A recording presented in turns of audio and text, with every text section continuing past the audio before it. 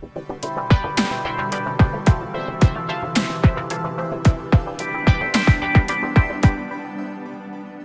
विकास education society Vikhroli संचलित प्राथमिक शाळा वांगणी येथे वर्षभर नवनवीन उपक्रम राबवले जातात।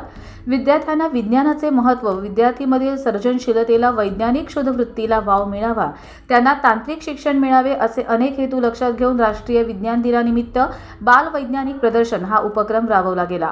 यामध्ये विद्यार्थ्यांनी विविध वैज्ञानिक तत्वाचा वापर करून विविध विषयांवर प्रकल्प सादर केले। प्रदर्शन वांगणी केंद्राचे केंद्र प्रमुख मिलिंद कुमार सूर्यवंशी, बाळकृष्ण ठाकरे इत्यादी उपस्थित होते।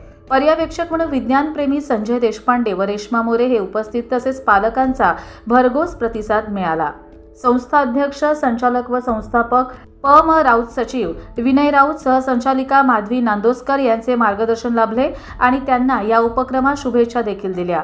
निलिमा भोईर यांनी आणि शिक्षकांनी या कार्यक्रमाचे आयोजन केले होते।